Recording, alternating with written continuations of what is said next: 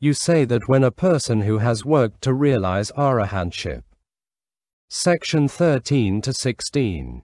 Again, you say that when a person who has worked to realize Arahantship wins insight into the nature of ill and its cause, he gives up the lust of life with material quality, the lust of life of immaterial quality, conceit, distraction, ignorance, and the corruptions involved therein, in part. Further, that when such an one wins insight into the cessation of ill, he gives up the last three of those fetters and the corruptions involved therein, in part. Further, that when he wins insight into the path leading to the cessation of ill, he gives up the last two of those fetters, distraction and ignorance, and the corruptions involved in him, in part. But then you must also admit, what you deny, that one part of him is Arahant, and one part is not. That he attains to, obtains, reaches up to, lives in the realization of, enters into personal contact with Arahantship with one part of him, and not with the other part of him. That with one part only has he done with passions, hate, dullness. That with one part only has he done that which was to be done. Got rid of the burden. Won the good supreme. Wholly destroyed the fetter of becoming. With one part only is he emancipated by perfect knowledge. Is one for whom the bar is thrown up. The trenches are filled. One who has drawn out. For whom there is no lock or bolt. With one part only is he Aryan. With lowered banner. With burden fallen. Detached. Conqueror of a realm well conquered. With one part only has he understood ill. Put away its cause. Realized its cessation. Practiced the path. Comprehended that which is to be comprehended. Learnt that which should be learnt. Put away that which is to be eliminated. Developed that which is to be developed. Realized that which may be realized.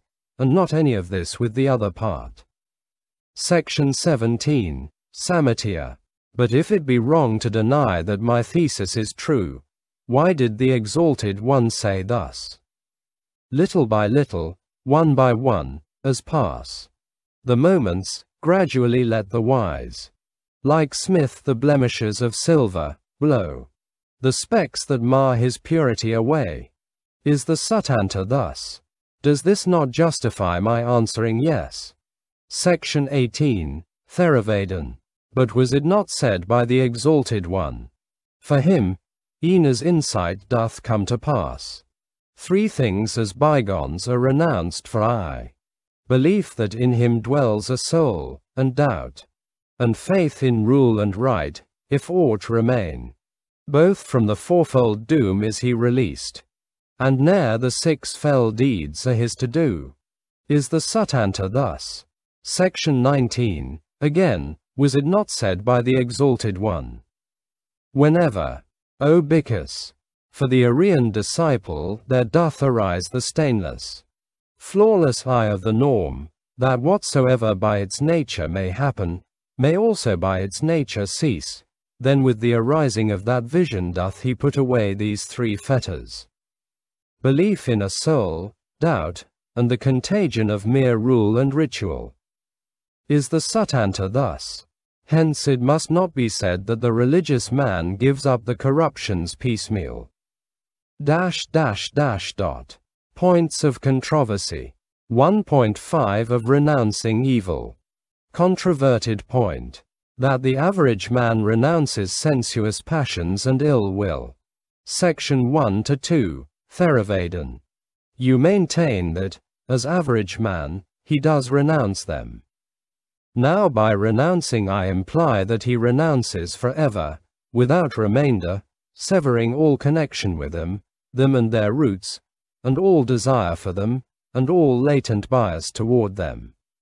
Renounces them by Aryan insight, by the Aryan path. Renounces them while experiencing the immutable. Renounces them while realizing the fruit of the never-returner. This you deny, and if, for renouncing, you substitute arresting, I claim the same implications, and you deny them.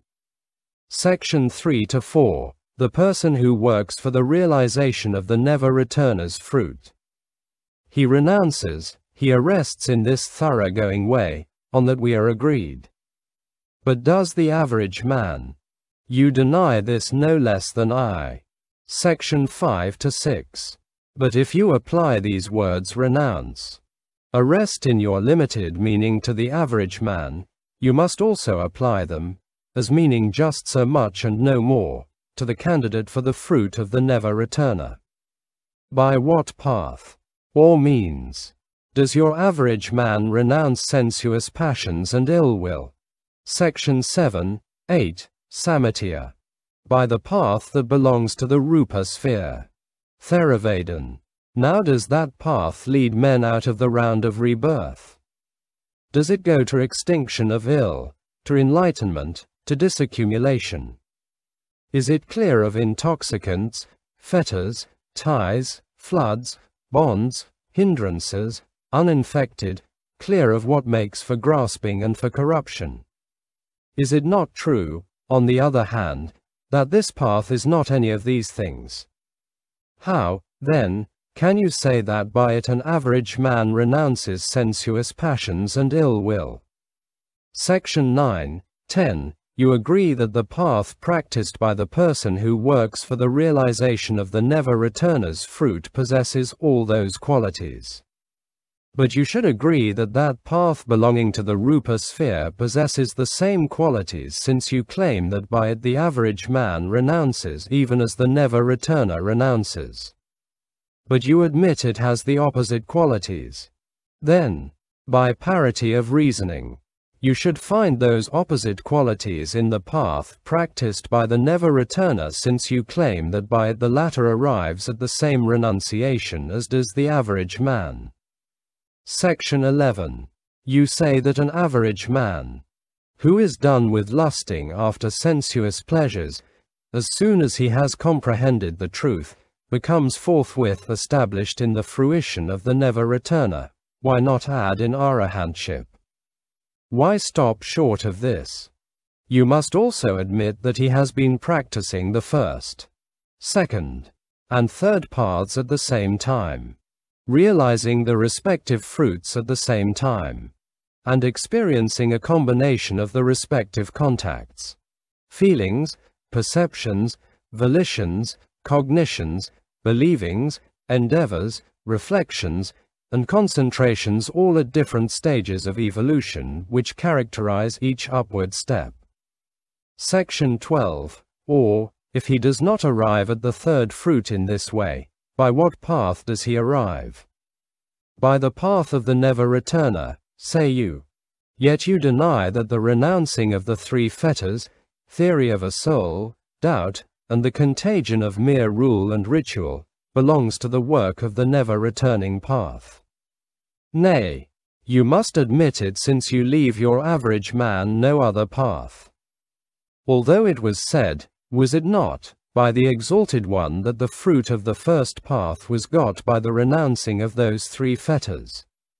Section 13. Once more, you deny that, by that third path, gross, sensuous desires and the coarser forms of ill will are renounced.